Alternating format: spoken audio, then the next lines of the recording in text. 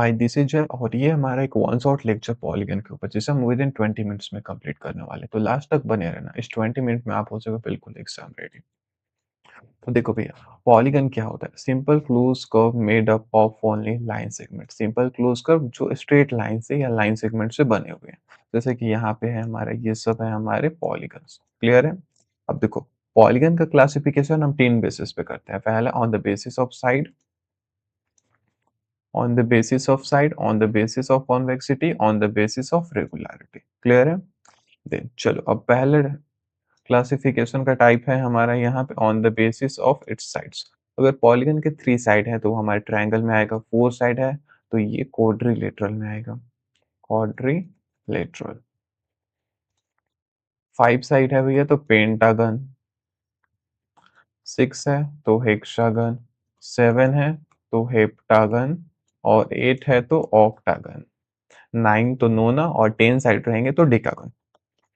Next, यहाँ पे सबसे इंपॉर्टेंट चीज है जहाँ से क्वेश्चन हमारी उठ करके आती हैं, वो है डायगोनल क्या होता है। Diagonal is a line segment connecting two non consecutive vertices of a polygon. ये हमारे पास polygon A, B, C, D. अब इसके नॉन कंसेक्यूटिव वर्टिसेस, इधर ए एक वर्टिसेस है, बी एक वर्टिसेस है, तो ये कंसेक्यूटिव है यानी पड़ोस वाले हैं।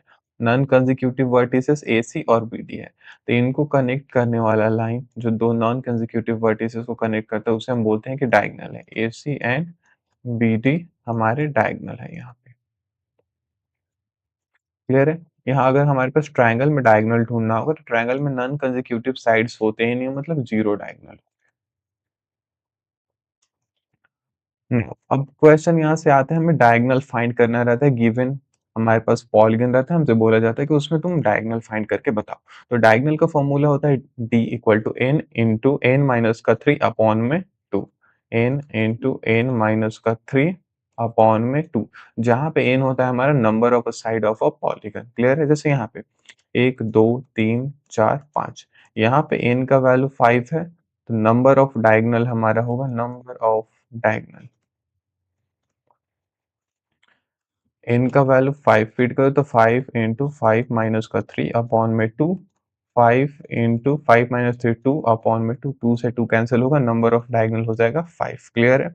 यहाँ पे 1 2 3 4 रेक्टेंगल में हमारे पास n का वैल्यू 4 है, साइड 4 है, तो इसके लिए डायगोनल होगा 4 इंटू 4 माइनस का 3 अपॉन में 2। 4 इंटू 4 माइनस का 3 ये होगा 4 इंटू 1 अपॉन में 2। 2 से 4 कैंसिल होगा 2 टाइम में, जो कि होगा 2।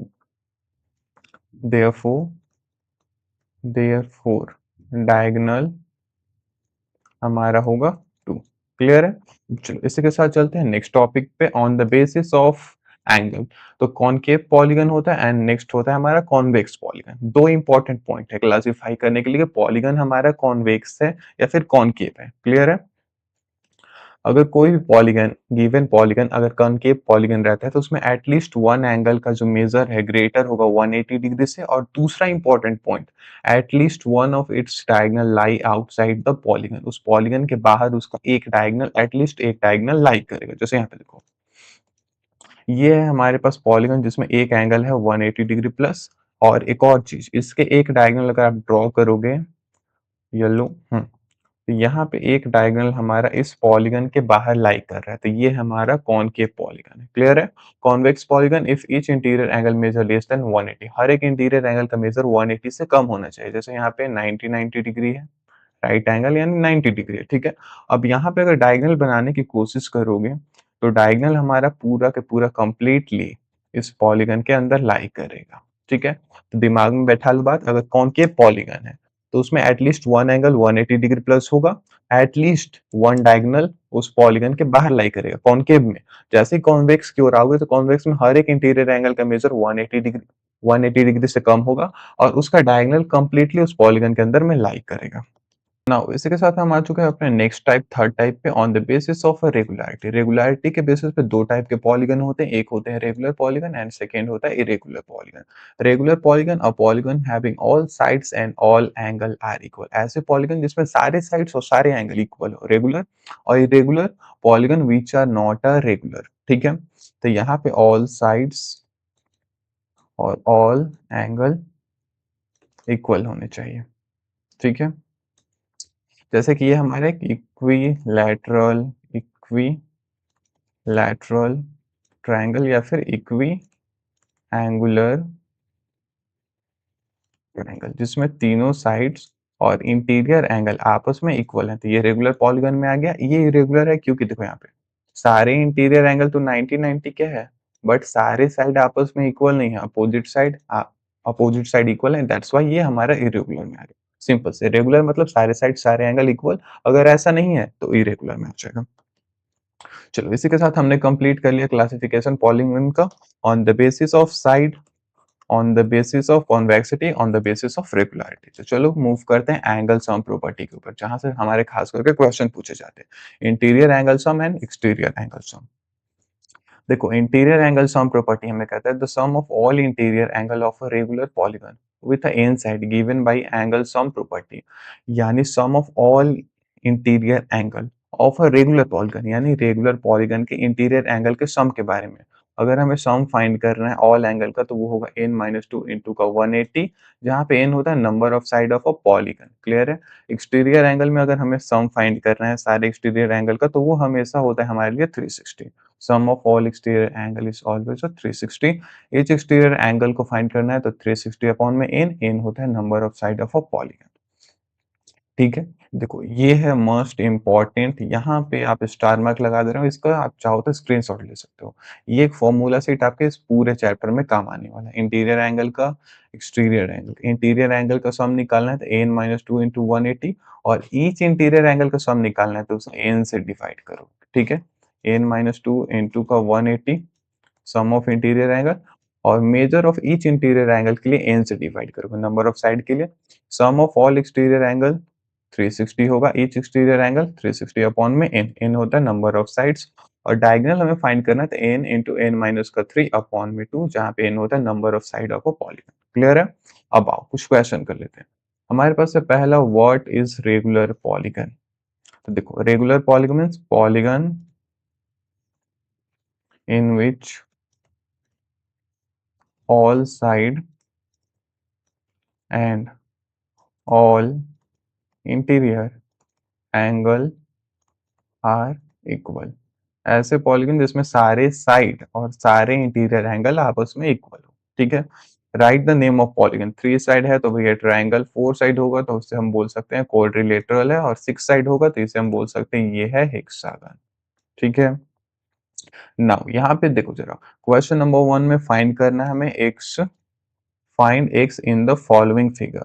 तो देखो जरा आराम से, एक्स हमारा कहाँ लाई कर रहा है, एक्सटीरियर एंगल में, तो हमें किस प्रॉपर्टी का यूज करना होगा, एक्सटीरियर एंगल का। एक्सटीरियर एंगल में दो प्रॉपर्टी है, सम ऑफ ऑल एक्सटीरियर एंगल और major of each exterior angle. तो यहाँ पे किसका इस्तेमाल करोगे, देखो भैया दो एक्सटीरियर एंगल का सम दिया हुआ, तीसरा हमें फाइंड करना है सम ऑफ ऑल एक्सटीरियर एंगल जो कि होता है 360। देयरफॉर, या फिर डायरेक्ट लिखो, we know that sum of all exterior angle in regular polygon equal to 360 degree, यानी 125 डिग्री प्लस का 125 डिग्री प्लस का x डिग्री इक्वल टू 360। इधर हो जाएगा 250 प्लस का x equal to 360 degree, x हो जाएगा 360 माइनस का 250 डिग्री, तो 360 से 250 माइनस करोगे तो ये होगा 110 degree. Therefore x equal to 110 degree. Clear है? आओ नेक्स्ट क्वेश्चन पे देखो जरा, find x in the following figure. इस फिगर में x कहाँ पे लाई कर रहा है भैया, x ना एक्सटीरियर में लाई कर रहा है, तो हम इस्तेमाल करेंगे एक्सटीरियर एंगल प्रॉपर्टी। क्लियर है?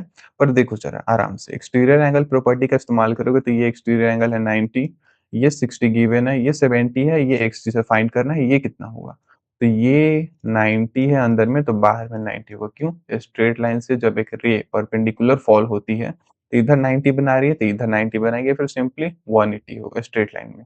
90 इधर ऑक्यूपाई है तो 90 डिग्री इधर होगा। नाउ एंगल 60 डिग्री, या फिर सिंपली 60 डिग्री प्लस का 90 डिग्री प्लस का 70 डिग्री प्लस का x डिग्री प्लस का 90 डिग्री इक्वल टू 360, क्योंकि ये सभी के सभी हमारे एक्सटीरियर एंगल है, इनका सम 360 होता है इधर। 6 9 कितना होता है, 9 6 15 और 15 5 20 और 2 22, 22 प्लस का 9 31 यानी 310 डिग्री प्लस का x equal to 360 degree. x हो जाएगा हमारा 360 डिग्री माइनस का 310 डिग्री, x हमारा होगा 50 डिग्री। क्लियर है? चलो इसी के साथ आते हैं क्वेश्चन पे। Find the major of each exterior angle of a regular polygon, 9 sides हैं। तो भैया देखो, हमें ईच एक्सटीरियर एंगल का मेजरमेंट फाइंड करना और साइड है 9। आराम से सुनो, 9 साइड है और ईच का मेजरमेंट कितना होगा एक्सटीरियर का। तो ईच एक्सटीरियर एंगल का मेजरमेंट क्या होता है, ईच एक्सटीरियर एंगल वो होता है हमारा 360 डिग्री अपॉन में एन होता है नंबर ऑफ साइड, तो यहाँ पे एन है 9, तो एन का वैल्यू 9 फीड करोगे तो 360 अपॉन में 9, 9 4 जा 36 यानी 40 साइड्स इधर में। यहाँ पे ईच 40 साइड नहीं 40 डिग्री ईच इंटीरियर एंगल का measurement, each exterior angle equal to 40 degree, each exterior angle equal to 360 degree upon में एन। यहाँ पे 5 साइड है, एन का वैल्यू हमारे पास 5 हो गया। ठीक है, तो एन का वैल्यू अगर हम 5 फीड करते हैं तो 360 अपॉन में 5, 5 7 जा 35, 5 टू 10, 5 टू जा 10, देयरफॉर ईच एक्सटीरियर एंगल हमारा होगा 72 डिग्री का। अगर 5 हमारे पास साइड्स हो रहे हैं उसमें, अगर 9 साइड्स होंगे, एन का वैल्यू 9 या फिर 9 साइड होंगे तो वहां पे ईच एक्सटीरियर एंगल का मेजर होगा 40 डिग्री। नाउ इसी के साथ आओ क्वेश्चन पे, how many side does a regular polygon have if a measure of N exterior angle is 24 degree. Just इसका रिवर्स, हमने यहाँ पे क्या फाइंड किया, हमारे पास नंबर ऑफ साइड्स गिवन था। देखो नंबर ऑफ साइड्स गिवन था, ईच एक्सटीरियर एंगल फाइंड किया। अब यहाँ पे ईच एक्सटीरियर एंगल है, नंबर ऑफ साइड्स कितना होगा, सेम वही फॉर्मूले का इस्तेमाल करेंगे। Major of each exterior angle equal to 360 degree upon में n. Measure of each exterior angle हमारे पास 24 डिग्री है, तो 24 degree equal to 360 degree upon में एन। एन के लिए ये होगा 360 डिग्री अपॉन में 24। तो 24 के टेबल में 360 कितने टाइम में आता है, 12 के टेबल में भैया 2 टाइम में आता है, 12 के टेबल में 3 टाइम में आता है। ऊपर बचा 30/2, जिससे कैंसिल करके लिख सकते हो 15, यानी हमारे पास होंगे 15 side. Therefore sides equal to 15। अगर ईच एक्सटीरियर एंगल का मेजर 24 डिग्री है तो उसमें साइड हमारे 15 हो गए। अगर 30 डिग्री होगा भैया तो फाइंड कर लेते हैं। 30 डिग्री इक्वल टू 360 अपॉन में एन, एन हो जाएगा 360 डिग्री अपॉन में 30, एन 3 से 12 टाइम में, तो 0 से 0 और ये 12 टाइम में, तो एन का value 12, therefore side equal to 12। ये सब बिल्कुल हलवा से क्वेश्चन है, ये क्वेश्चन नंबर सी होमवर्क में नीचे कमेंट में करके बताना है कि कितना साइड होगा अगर ये एक्सटीरियर एंगल का मेजरमेंट 36 है तो। इसी के साथ हम आते हैं क्वेश्चन नंबर 6 पे। देखो जरा, find the sum of interior angle of a regular polygon. Sum of interior angle find करना है, दिमाग में दो चीज आएगा। सम ऑफ इंटीरियर एंगल होता है n-2 इंटू का 180, ठीक है, और ईच के लिए होता है अपॉन में n। हमारे पास साइड है 3, यानी n का वैल्यू है हमारे पास यहाँ पे 3, n equal to 3, therefore sum of interior angle equal to, formula क्या होता है, n-2 इंटू का 180 डिग्री। n यानी नंबर ऑफ साइड 3 है, तो n का वैल्यू हम यहाँ पे ले रहे हैं 3, a के लिए सॉल्व कर रहे हैं तो 3-2 इंटू का 180 degree, that is equal to 1 into 180 degree, यानी 180 डिग्री। 3 साइड्स है उस पॉलीगन के, मतलब ट्रायंगल होगा, ट्रायंगल के इंटीरियर एंगल का सम 180 होता है, जो कि यहाँ पे हमने निकाल भी लिया है। चलो, b n का वैल्यू है यहाँ पे 5, तो b के लिए n का वैल्यू है 5, ठीक है। Therefore sum of interior angle n-2 into का 180 डिग्री, n का वैल्यू 5 है तो 5-2 इंटू का 180 मीन्स 3 इंटू 180, 18 थ्री जा कितना होता है, 18 टू 36, 18 थ्री जा 54, तो 540 degree sum. Therefore sum of interior angle equal to 540 degree. Clear है? चलो इसी के साथ आते हैं क्वेश्चन नंबर 7 पे। देखो जरा, how many side does a regular polygon if each of interior angle is 20, ये 108 डिग्री, राइट। देखो क्वेश्चन हमसे पूछा है ना भैया कि हमारे पास साइड कितने होंगे अगर ईच इंटीरियर एंगल है 108 डिग्री का। ईच इंटीरियर एंगल का फॉर्मूला क्या होता है? ईच इंटीरियर एंगल वो होता है हमारा n-2 n2 का 180 अपॉन में n। और हमें क्या फाइंड करना है? इस n को ही फाइंड करने हैं ना। ईच इंटीरियर एंगल हमारे पास गिवन है। ये लो, ठीक है। ईच इंटीरियर ए में है, ईच इंटीरियर एंगल 108 डिग्री का, तो ईच इंटीरियर एंगल के नीचे लिख लो 108 degree equal to n-2 n2 का 180 अपॉन में n। यहाँ पे 108 डिग्री, इधर में क्रॉस मल्टीप्लीकेशन करो तो 180n माइनस 180 इंटू 2 360 अपॉन में n। इस n को क्रॉस मल्टीप्लाई करोगे तो इधर होगा 108n equal to 180n minus का 360 डिग्री। इससे सिंप्लीफाई करोगे तो इस 108 को इस साइड भेजो माइनस के लिए, तो इधर आएगा प्लस का 360, इधर होगा 180 है ये। ओके, जल्दबाजी नहीं करना है। 180 ठीक है। 180n माइनस का 108n, 180 से 18 माइनस करोगे तो ये होता है 72n इक्वल टू 360। और n का वैल्यू फाइंड करना है तो 360 अपॉन में 72। तो 72 के टेबल में 36 कितने टाइम में आता है? 36 के टेबल में 2 टाइम है, 36 के टेबल में 1 टाइम है। ऊपर बचा 10/2, n हो गया हमारा नंबर ऑफ साइड 5 हो गया। क्लियर है? अगर ईच इंटीरियर एंगल 165 डिग्री का है तो कितने साइड होंगे? ये होमवर्क में कर लेना जरा, कमेंट में बताना आंसर कितना होगा। नाउ इसी के साथ हम आ चुके हैं, शायद ये आज का लास्ट क्वेश्चन है। What is the minimum interior angle possible for a regular polygon? Regular polygon के लिए मिनिमम इंटीरियर एंगल कितने हो सकते हैं? तो एक सम से कम साइड वाले रेगुलर पॉलीगन को बना लेते हैं, जो कि है हमारा ट्रायंगल। ये है कि इक्विलेटरल या फिर इक्वी एंगुलर ट्रायंगल, ठीक है, जिसमें तीनों साइड और तीनों इंटीरियर एंगल आपस में इक्वल है, ठीक है। तो यहाँ पे देखो, ईच इंटीरियर एंगल कितने का होगा? अगर तीनों का सम 180 है, तीनों एंगल इक्वल मेजरमेंट के हैं, तो 60 डिग्री का होगा। 60 degree, 60 degree, 60 degree.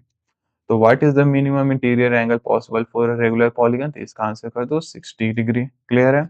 Now next क्या है? What is the minimum exterior, नहीं maximum exterior angle possible for a regular polygon, यानी रेगुलर पॉलीगन में मैक्सिमम एक्सटीरियर एंगल क्या हो सकता है? तो सबसे कम साइड वाले रेगुलर पॉलीगन वही वापस से ट्रायंगल लेंगे, ठीक है। हमें इस ट्रायंगल का एक्सटीरियर एंगल फाइंड करना है कि मैक्सिमम एक्सटीरियर एंगल क्या हो सकता है। तो मिनिमम इंटीरियर एंगल रखते हैं 60-60 का, सेम केस वही वाला।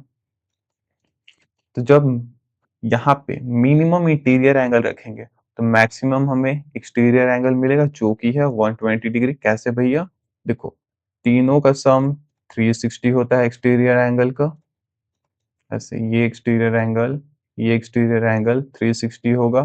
तीनों एक्सटीरियर एंगल इक्वल हैं, मींस 360 अपॉन में n यानी 3 120 डिग्री, या फिर कंप्लीट लाइन 180 का, जिसमें इधर 60 है तो इधर 120 होगा। तो इसका आंसर कर दो 120 डिग्री। क्लियर है? और इसी के साथ ये सेशन यहाँ पे खत्म होता है। कैसा लगा नीचे कमेंट में बताना, और हाँ, होमवर्क क्वेश्चन भी कमेंट में कर देना। थैंक्स फॉर वॉचिंग, मिलते हैं किसी और नेक्स्ट सेशन में।